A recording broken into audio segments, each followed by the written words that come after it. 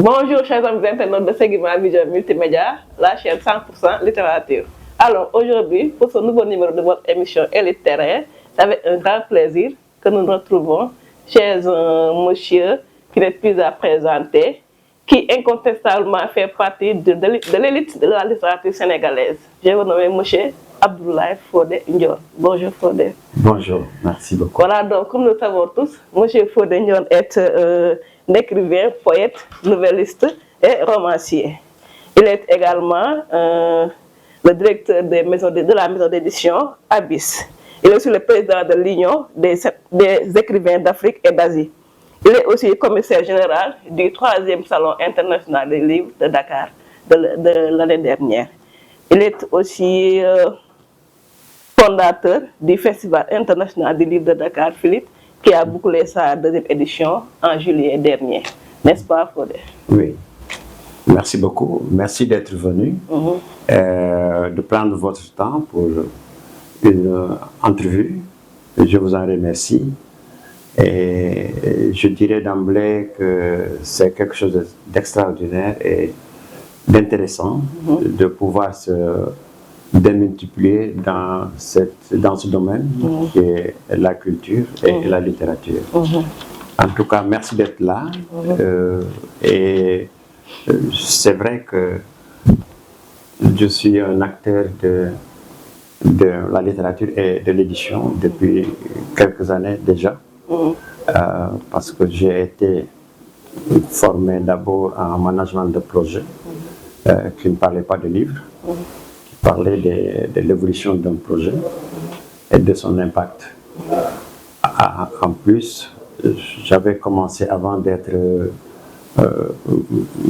technicien en management, j'avais étudié l'informatique dans un truc très poussé quand même. Ce qui m'a permis et m'a facilité d'intégrer d'autres formes, d'autres métiers, d'autres formes de métiers, ce qui fait que ça m'a aidé beaucoup.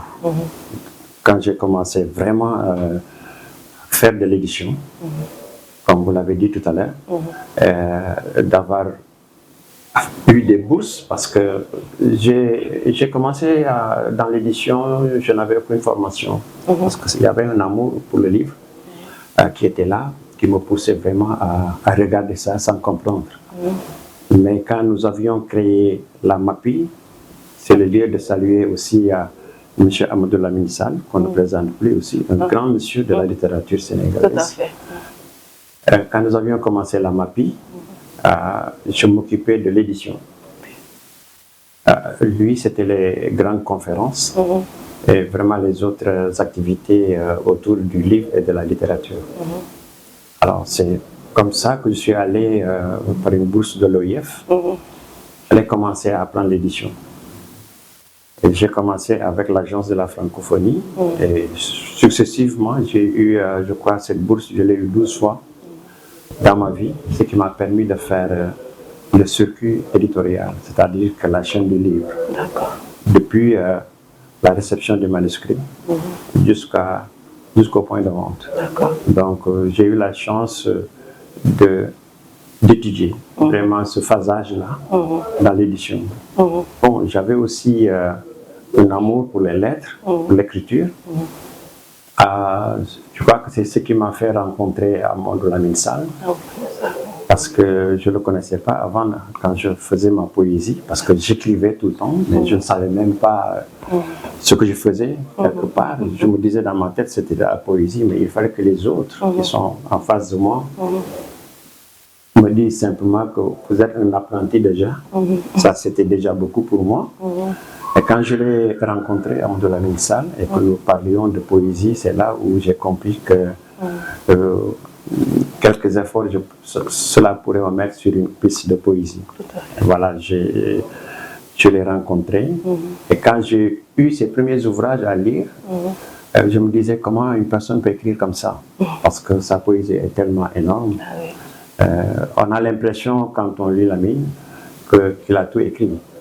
Et tu as cette sensation-là. Donc écrire à côté de lui, c'est très difficile, parce qu'il m'arrivait même de déchirer parfois mes textes, parce que je voyais un peu des textes qui parlaient des mêmes images.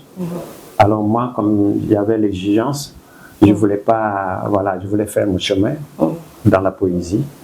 Et voilà, et je crois qu'il a apprécié mes textes et il a continué à apprécier mes textes. Donc pour ça, j'ai eu des récompenses. Je crois que mon premier prix, c'était avec l'AGES, l'Association des jeunes écrivains, parce qu'il y a très longtemps, de poésie. Je n'avais même pas de livre, mais ils avaient primé mon manuscrit. C'est ce qui est sorti, Faubrien, un livre qui m'a apporté chance, qui m'a amené dans pas mal de lieux, un livre qui a fait son chemin, un livre qui m'a permis d'être chevalier de la ville de Iași en Roumanie. C'est quel livre? Faubrien, mon premier livre de poésie. D'accord, recueil de poèmes, Faubrien. Voilà, donc ça a suivi d'autres recueils de poèmes. Donc voilà, et c'est comme ça que j'ai commencé mon chemin avec la poésie. D'accord, nous allons revenir sur tout cela. Mais si je comprends bien, vous êtes venu dans l'édition grâce à votre amour pour le livre. Oui, grâce à cet amour que je portais au livre. Alors, parce que j'avais tout le temps, comme je l'ai dit tout à l'heure, j'avais des avantages par rapport à l'informatique, parce que en ce moment, j'étais allé jusqu'à un analyste, j'étais devenu analyste programmeur avant de lâcher vraiment.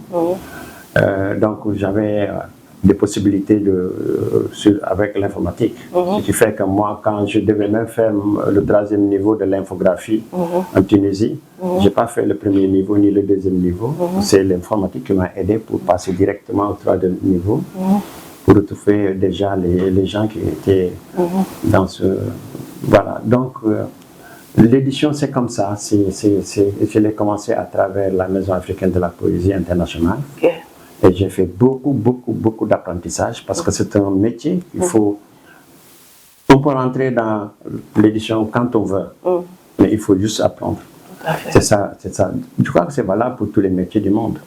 Donc moi, j'ai commencé comme je l'ai dit, et puis j'ai appris. À travers le monde, j'ai appris l'édition. Je suis même allé à l'université avec l'édition, parce que j'ai appris à Yaoundé aussi, l'université de Yaoundé, où j'étais là-bas, à l'ESTIC.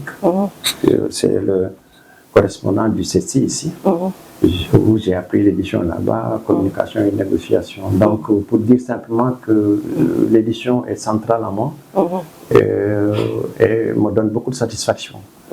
Bon, donc, quand je vois les maisons d'édition qui arrivent, ça me fait plaisir aussi. Maintenant, vu votre posture de grand éditeur, c'est indiscutable. Comment trouvez-vous l'édition au Sénégal? Wow, mais grand éditeur, tout le monde l'est, hein, parce qu'on sait que c'est le domaine où... Vous êtes grand éditeur, ça personne n'en discute. Mais c'est le domaine où, si vous commencez sérieusement, avec de très bons éléments, vous pouvez rapidement arriver à un niveau considérable. C'est important. Bon, il restait pendant longtemps aussi à des avantages, parce que c'est un milieu de connaissances, au fait. Tu as des connexions avec les éditeurs, les grands éditeurs nationaux et internationaux, ce qui fait que ça facilite beaucoup de choses. Mais en ce qui concerne le travail éditorial, ça, c'est vraiment un métier qu'il faut apprendre. Je l'ai dit tout à l'heure, il faut se baisser et essayer de regarder les choses quand on est dedans. Parce que c'est un métier où tout le monde peut y arriver et faire de belles choses.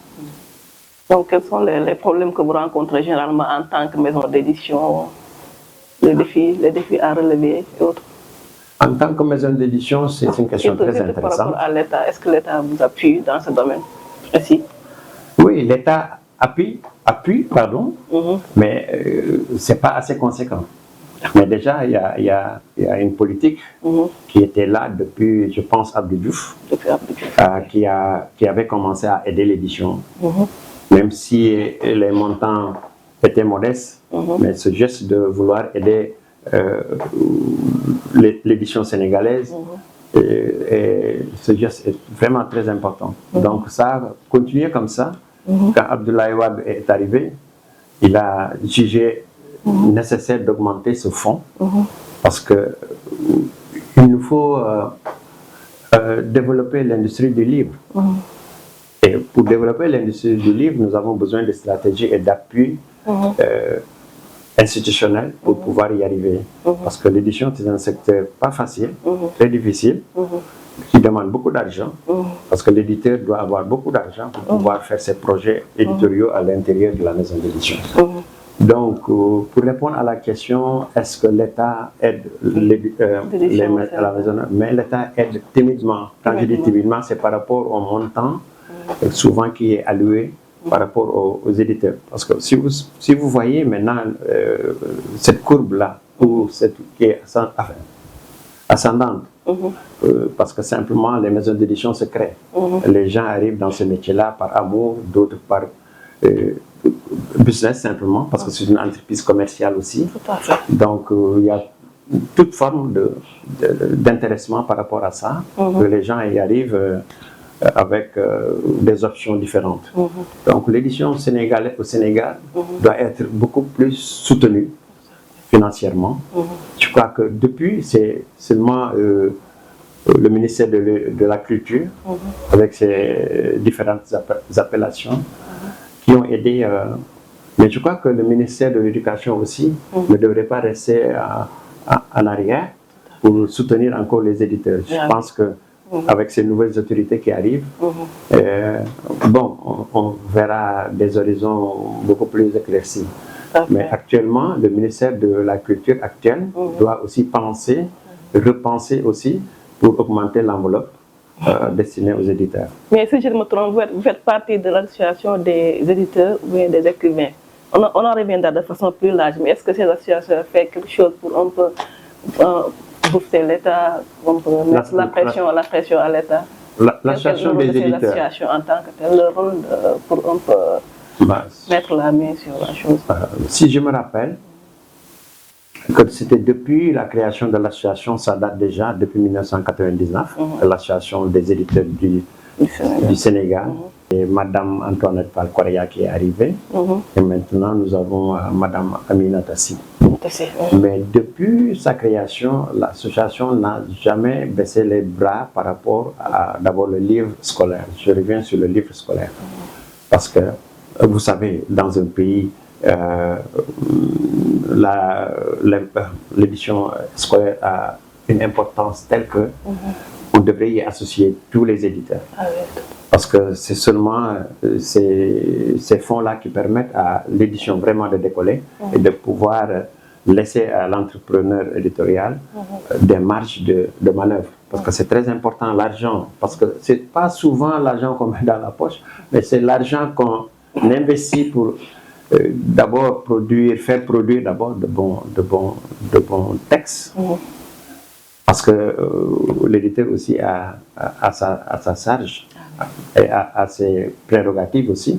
Donc s'il est aidé dans ces projections financières, il peut qu'être quelqu'un qui peut apporter de la valeur ajoutée aussi dans son pays. Donc je crois que l'État devrait davantage regarder ces secteurs.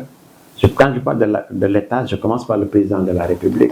Ce n'est pas seulement un département qui va demander des autorisations après pour pouvoir... Non, c'est une décision de l'État à partir du président qui prend en charge et en main ce secteur-là pour vraiment assainir d'abord le secteur et donner une force à ce secteur-là. Donc le ministère de la Culture fait une politique nationale du livre, parce que la politique nationale du livre suppose qu'il y ait des manifestations autour du livre, qu'il y ait des actions autour du livre qui sont soutenues, même si ce n'est pas soutenu à 100%, mais qui sont soutenues. Ça, c'est la politique du livre que le ministère de la Culture développe. Et d'où on a la direction du livre qui est notre personnel, notre interlocuteur direct par rapport aux questions par rapport à nos questions. Donc nous avons des relations avec cette direction. C'est pour cela que j'en appelle encore au président, au ministre de la Culture, tous les départements en charge de la culture de revoir ce secteur et de nous en tout cas, vous avez fait un bon plaidoyer. J'espère que ce n'est pas entré dans l'oreille d'un sourd. Mais avant de sortir de l'édition, on a fait un constat, ça tout le monde l'a constaté. M. Abdoulaye Fodé Ndione n'a jamais publié dans sa propre maison d'édition. Il s'est fait toujours publier par les autres. Pourquoi ce choix-là? Oui, bon, enfin, c'est vrai. C'est bon de dire choix personnel parce que c'est pas exclu hein, qu'un écrivain peut se faire publier dans sa propre maison d'édition. C'est simplement, il faut séparer les choses. Quand vous vous faites publier dans votre maison... On a vu des femmes qui publient dans Maître Digé, des Walindour qui publient dans Segma et autres, mais ils ne sont pas les seuls. Ils ne sont pas les seuls. C'est les exemples que je donne. Voilà, donc il y en a beaucoup qui font ça, mais d'un côté c'est légitime aussi. Mais simplement il faut une rigueur, beaucoup de rigueur dans la gestion dans la gestion d'abord littéraire du produit, c'est-à-dire que la production doit être regardée ailleurs. Là où ça fait mal que vous êtes éditeur, vous ne vous donnez même pas la peine de donner à quelqu'un d'autre, de jeter un regard, de faire une correction, de vous apporter des éléments qui pourraient améliorer votre production ou vous corriger simplement. Les comités de lecture. Un comité de lecture qui est souvent, ça peut être même externe à la maison d'édition. C'est mieux d'ailleurs qu'on vous fasse un retour en vous disant simplement il faut revoir ça, travailler ici. Parce qu'au fait, le fait de ne pas publier dans sa maison d'édition, c'est un choix qui peut être battu en brèche, hein, mais c'est un choix personnel. Parce que moi, j'aime être jugé. J'ai une maison d'édition, je reçois des manuscrits, je regarde la première page, il y a un comité qui lit, moi aussi je lis, et j'apporte mes trucs. Mais je veux que les gens fassent ça pour moi aussi, que je puisse comprendre, moi, là où je suis, à un certain niveau, ça aide même. C'est pour cela, bon, moi, depuis ma première production, mon premier livre, qui a été publié au NEA, Maguilène, Feu de Brousse, avec une maison d'édition à Roumanie aussi. Donc, ce qui fait que, voilà, je donne aux autres de mon publier. D'accord. On va rester dans cette même lancée en parlant de votre bibliographie. On voit que vous avez une riche bibliographie, très valorisante. Vous avez publié des romans, 2 romans. Il y a le roman Taxi Woman qui est sorti récemment en 2022. Il y a aussi quel roman encore. Vous en avez publié 2, n'est-ce pas? Cœur en location. Voilà. Vous avez aussi publié 5 recueils de poèmes, aussi des recueils de nouvelles. On peut en citer quelle nouvelle encore? Commissaire, non. Cœur en location, roman. L'écho des lunes, voilà. Faubrienne, Affluence. Tout ça, c'est des recueils de nouvelles. Donc, les recueils, j'ai publié 2 recueils de nouvelles, Des pas sur la mer, Les Sentiers perdus. Les Sentiers perdus, c'est le premier recueil, parce que aussi, j'avais fait une nouvelle que j'avais déposée dans un concours, comme j'avais fait pour la poésie dans un concours. Alors j'ai eu un prix. Au prix de la Fondation Léopold Sédar Senghor. Ça m'a poussé, ça m'a encouragé, parce que les prix servent à ça. C'est pas que quand vous gagnez un prix, vous avez le meilleur livre. Non, c'est pas vrai. Je participe à des jurys et j'en sais quelque chose. Seulement le prix, qu'est-ce qu'il vous donne? Il vous booste simplement, il vous pousse à aller plus loin que là où vous êtes. Donc ça m'a permis de dire, moi, ma nouvelle passe, donc je dois continuer un peu. C'est ce qui fait que j'ai fait un recueil de nouvelles. J'ai fait un deuxième aussi. Et par chance, ces 2 recueils sont actuellement enseignés à l'université. Voilà. En licence 3. Donc ça, c'est une chance. Même Affluence, Faubrienne a été traduit en poésie un peu. Donc ce premier livre m'a donné beaucoup de bonheur, parce qu'il a été traduit en roumain, il a été traduit en anglais, une partie en arabe. Il était inscrit à l'Institut pédagogique de Kinshasa, là où on forme les professeurs. Là, il est même dans un programme là-bas. Et le professeur Eliman Khan, un professeur en France, avait proposé Faubourienne à l'Académie de Paris, qui a été accepté comme ouvrage. Et il a été enseigné pendant 2 ans à Paris, dans les lycées. Donc, tout ça vous encourage simplement vers l'écriture.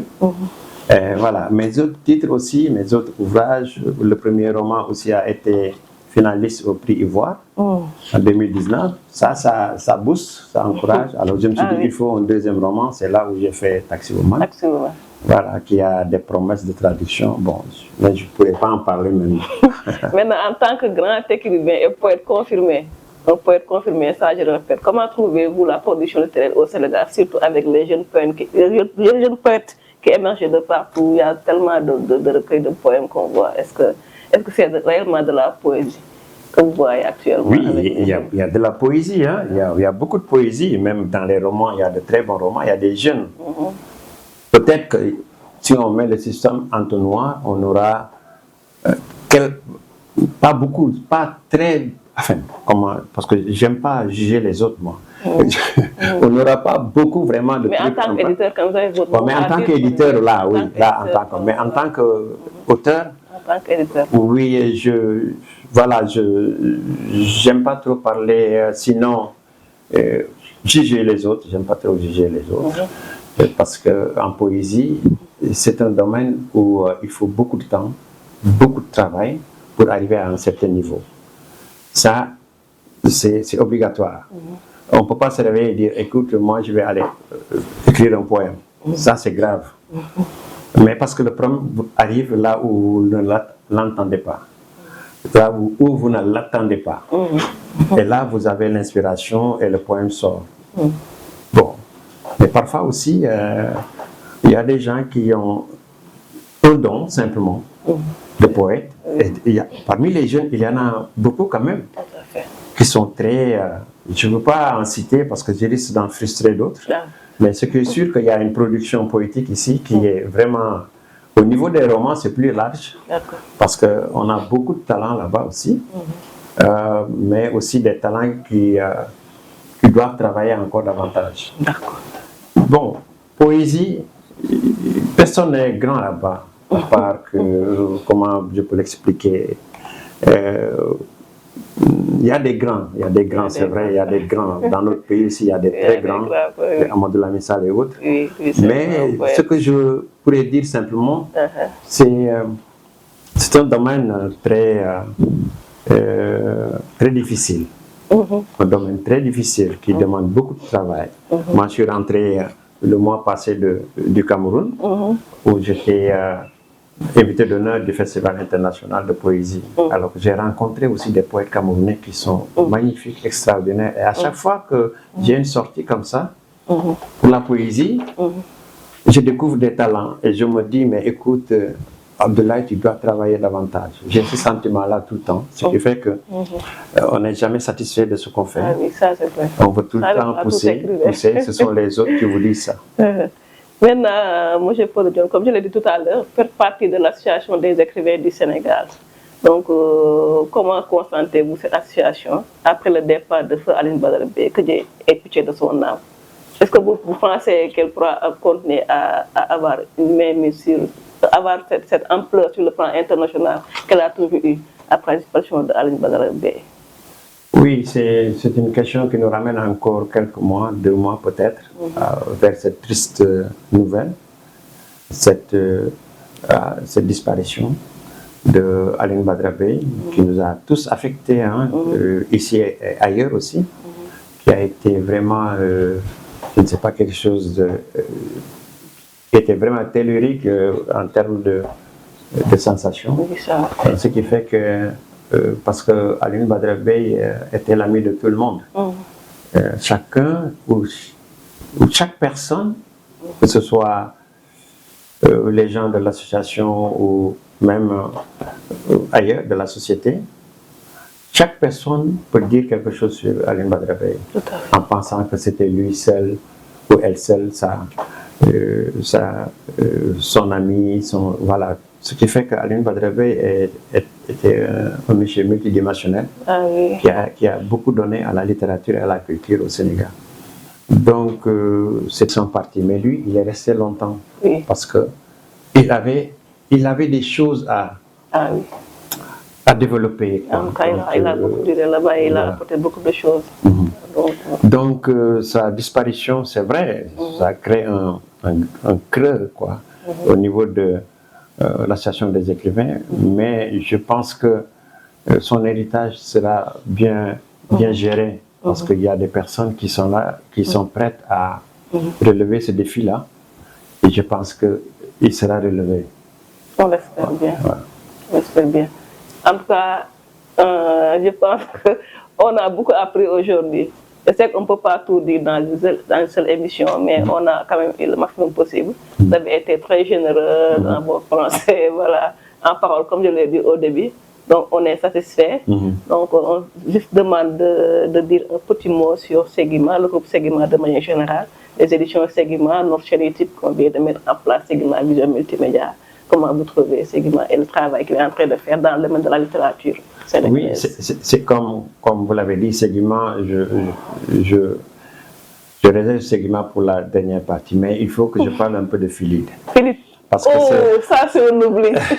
Non, c'est même pas un oubli. Il faut qu'on en parle quand même. Que j'ai trop parlé. C'est une activité phare, il faut qu'on en parle. Oui, parce que nous allons vers la 4e édition, du 21 mai au 24 du 21 au 24 mai 2025. Donc, un événement très attendu. Le Philippe est né d'une réflexion et d'un constat aussi. J'ai eu la chance de voyager pendant très longtemps et d'aller dans beaucoup de pays et de participer à beaucoup de festivals et de manifestations littéraires et éditoriales.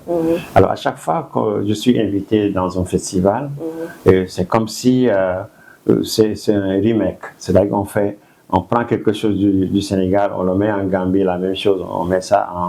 Voilà, donc c'est toujours les mêmes choses, les mêmes formats, les mêmes... alors je me suis dit à un moment donné, parce que l'idée m'est venue quand j'ai quitté le Paraty, le festival littéraire de Paraty. C'est une ville au Brésil. Quand je revenais, je me disais, mais ce que j'ai vécu ici, il faut transférer ça et l'améliorer autrement. Et c'est là où est partie l'idée de mettre le Philippe en marche. Donc, c'est le Festival international de littérature de Dakar. Donc, pourquoi de Dakar? Les gens m'ont posé tellement cette question-là. Il fallait mettre le Festival international de littérature et amener ça dans les régions. J'ai dit, mais cela n'empêche pas que le festival aille dans les autres régions.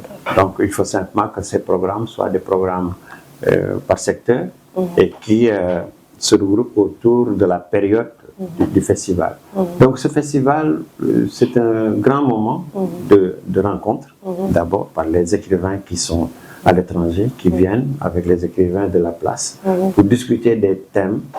Je crois que le directeur de Segima est déjà convoqué dans ce festival où il a participé brillamment à partir des sous-thèmes, à partir des panels que nous organisons pendant ce... Donc c'est un festival qui maintenant, heureusement, est inscrit dans le programme, l'agenda, voilà, parce que la dernière fois, à l'ouverture officielle, le nouveau gouvernement est arrivé et a dit que ce festival mérite d'être inscrit dans le calendrier national. Tout à fait. Donc c'est une rencontre où j'invite tout le monde.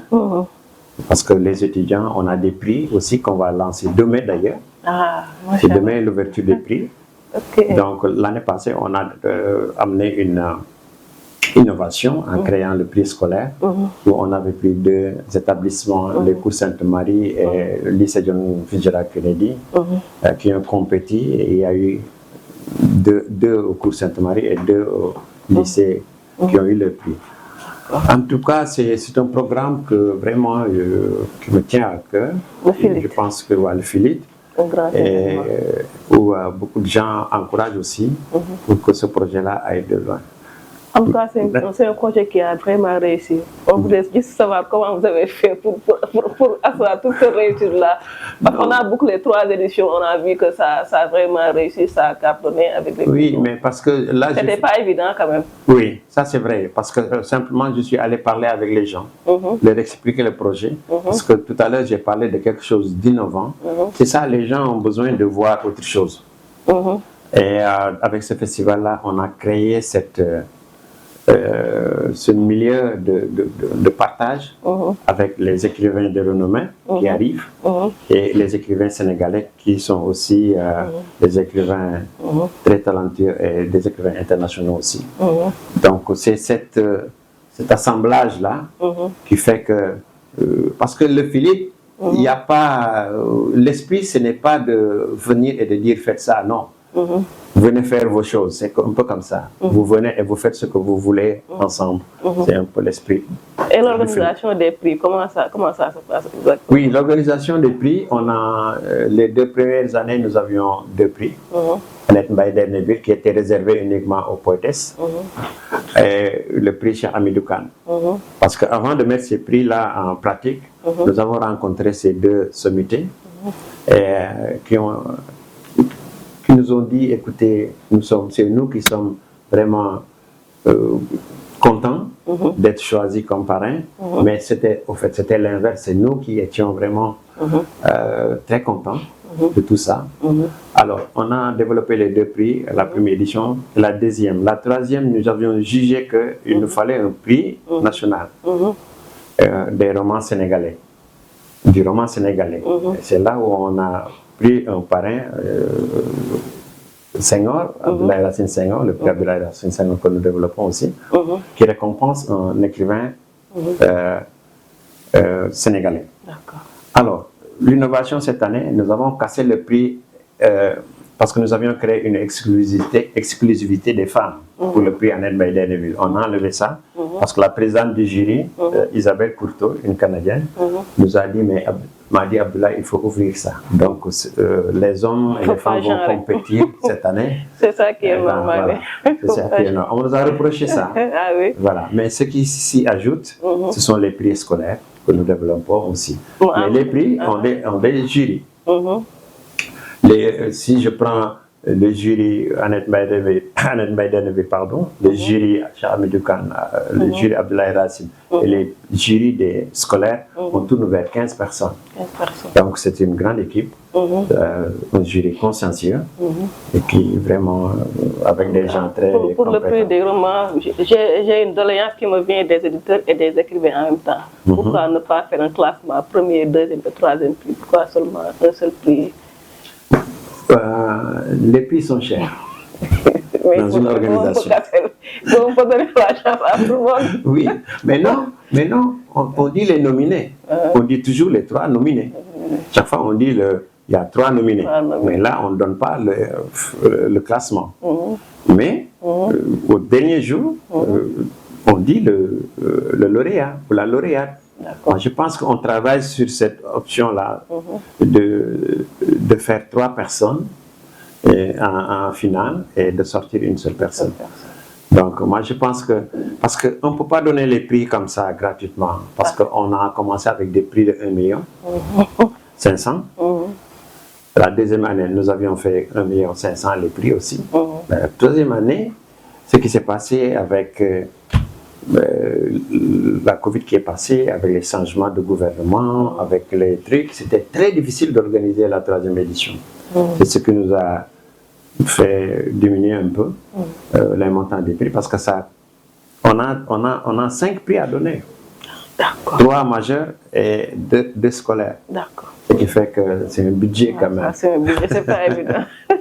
En tout cas, on souhaite vivement que la 4e édition réussisse. Merci beaucoup. Plus que les autres éditions. Merci. Donc, comme j'avais oublié le Philippe, et ça, c'est vraiment un oubli très grave de ma part. Non, mais j'allais rappeler ça, parce que moi, le Philippe, on ne peut pas parler de Fodé Ndione sans faire allusion au Philippe. C'est l'activité de tout le monde littéraire au Sénégal. Voilà, et nous demandons à toutes les institutions aussi, au gouvernement, au ministère de la Culture, de renforcer cet événement et de renforcer les autres aussi, renforcer les autres initiatives qui sont là et vraiment nous pousser à aller de loin, parce qu'il n'y a que cet accompagnement qui peut aider la littérature et l'édition. Tout à fait, ça encourage aussi. Maintenant, parler des éditions Seguima, mais moi ça me met à l'aise, parce que j'ai comme vu la naissance de cette maison d'édition et je vois là où elle est arrivée. C'est magnifique, extraordinaire. C'est pour cela quand vous enfin, initier encore d'autres projets à côté de la maison d'édition, tels que ce projet-ci, Vision Multimédia, Seguima Vision Multimédia. Mais c'est extraordinaire, mais c'est ça le progrès. Alors, moi, je pense que le directeur et son équipe comprennent vraiment la vision qu'il faut donner à la culture. Et je pense que Seguima est sur le très bon chemin. Je ne peux que vous souhaiter une excellente chose, Merci beaucoup. une très bonne suite. Merci beaucoup. Et puis beaucoup de succès. Merci beaucoup. Merci beaucoup, monsieur Abdoulaye Fodé Ndione. Donc, chers amis internautes de Seguima Vision Multimédia, était votre émission littéraire avec ce grand monsieur, comme je l'ai dit au début, monsieur Abdoulaye Fodé Ndione, le fondateur de ce grand festival, Festival international de littérature de Dakar, le président de la maison d'édition Abyss. Nous saluons au passage monsieur Camara, comment il s'appelle encore, Castel, moi je dis toujours Castel, Mamadou Camara Castel, votre grand ami, votre allié, votre partenaire. Oui, mon partenaire. Merci beaucoup, à la prochaine fois pour une nouvelle émission avec une autre personnalité de la littérature sénégalaise. C'est moi qui